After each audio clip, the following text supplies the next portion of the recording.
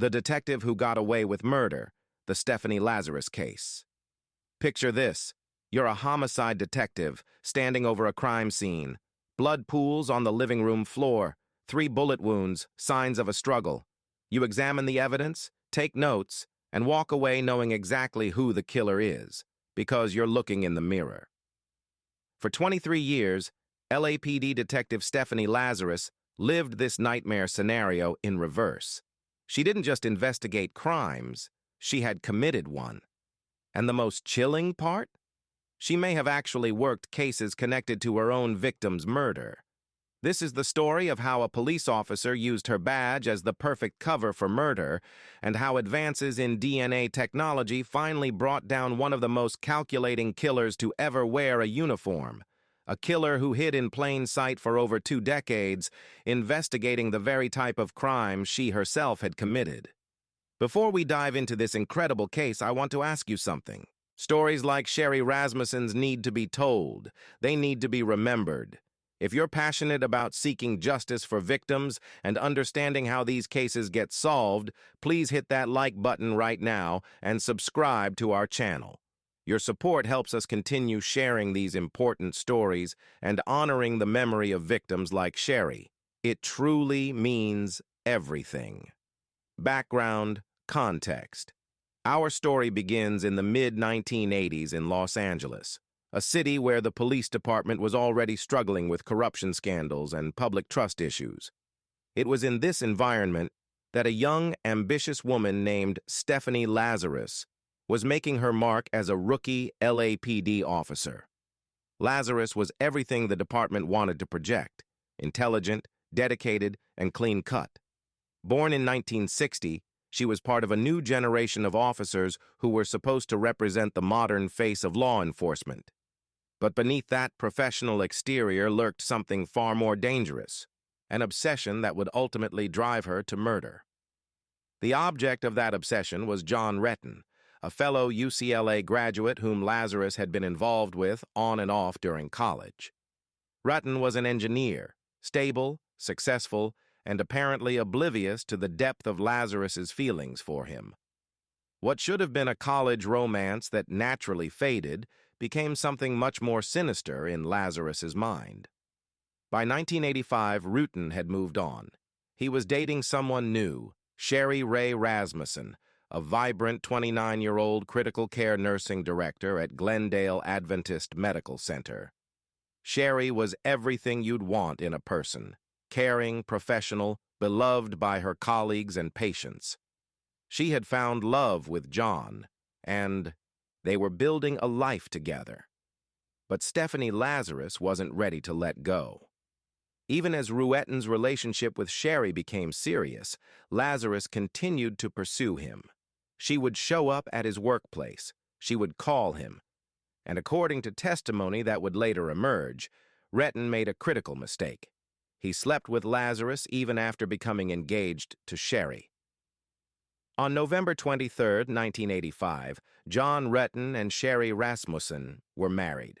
They moved into a condominium in Van Nuys, ready to start their new life together. But for Stephanie Lazarus, this marriage represented the end of her fantasy and the beginning of her murderous plan. Timeline of events. The morning of February 24, 1986, started like any other for the newlyweds. John Retton left for work at his engineering job around 7:30 a.m., kissing his wife goodbye as she prepared for what she thought would be a normal day off. He told investigators he left the condo just before 7:30 that morning, leaving Sherri at home in her bathrobe and nightgown. But this wasn't going to be a normal day. Sometime between 7:30 a.m. and 6 p.m., Stephanie Lazarus made her way to the Balboa Boulevard condominium. She was off duty, but she was armed, and she was finally ready to confront the woman who had stolen her man. What happened next can only be reconstructed from the physical evidence and the horror that John Retton discovered when he returned home that evening. On the evening of February 24, 1986, engineer John Retton arrived home around 6 p.m. in the Van Nuys section of Los Angeles, California, and discovered the lifeless, bloody remains of his wife on their living room floor. The scene was devastating. Sherri Rasmussen, a 29-year-old hospital critical care nursing director who was shot 3 times in the home she shared with her husband, John Retton. But the bullets weren't the only violence Sherri had endured. The physical evidence told a story of a prolonged, brutal struggle. There were clear signs that Sherri had fought for her life. She had defensive wounds on her hands and arms.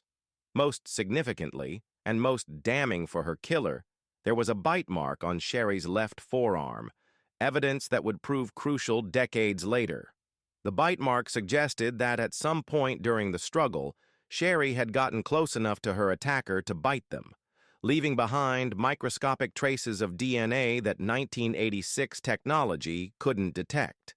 The positioning of Sherri's body and the nature of her wounds told investigators that this wasn't a quick execution. This was personal. This was rage. LAPD detectives investigating the case quickly concluded that Rasmussen had been surprised and killed by a burglar. Rasmussen's attire, a bathrobe, nightgown, and underwear, suggested she was not expecting visitors. The crime scene had been staged to look like a burglary gone wrong. Some electronics were missing, and there were signs that someone had ransacked parts of the condo. But experienced investigators should have noticed the inconsistencies. The stolen items were small, easily carried electronics, but expensive jewelry and other valuables were left behind. The ransacking looked hurried, almost perfunctory. Most telling of all was Sherri's BMW, which was found several blocks away. The car had been moved after the murder, its keys missing. This wasn't the behavior of a panicked burglar. This was someone who needed time to distance themselves from the scene and had the presence of mind to dispose of evidence. John Retton, devastated by grief, immediately became a person of interest. But his alibi was solid. He had been at work all day, with multiple witnesses and electronic records to prove it.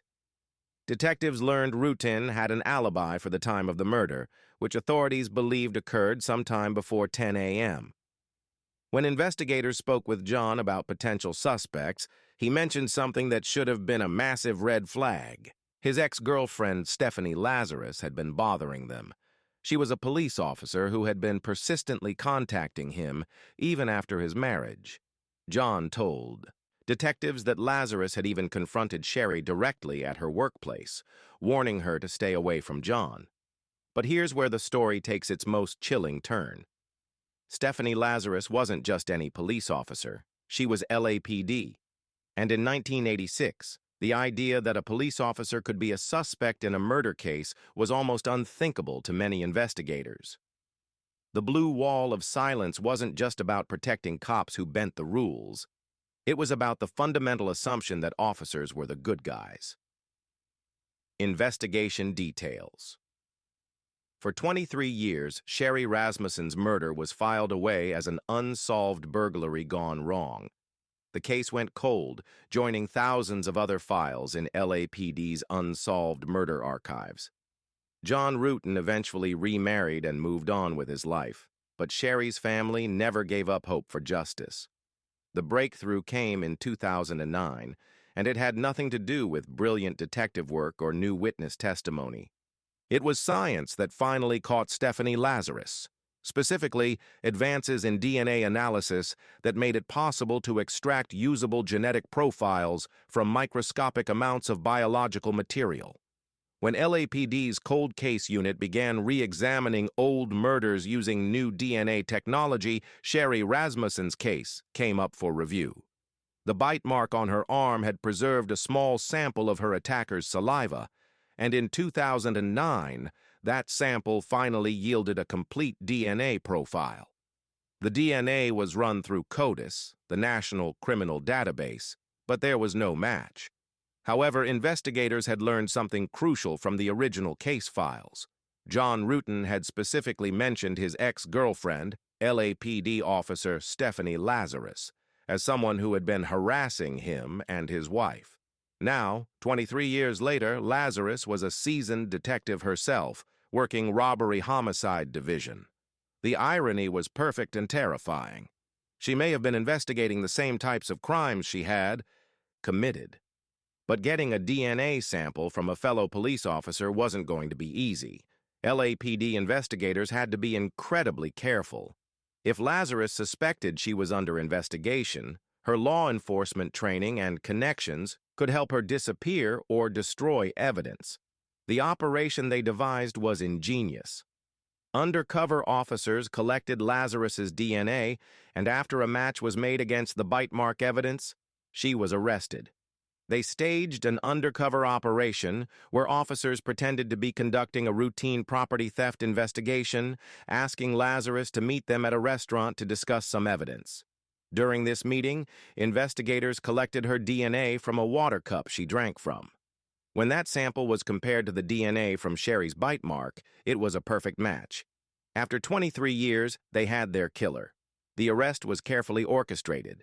On June 5, 2009, Stephanie Lazarus was called into what she thought was a routine meeting. Instead, she found herself in an interrogation room, being questioned about a murder she thought she had gotten away with forever. The interrogation footage is chilling to watch. Lazarus, a trained detective herself, tries to use every technique in the book to deflect suspicion. She claims she barely knew John Rutten. She suggests the DNA evidence might be contaminated.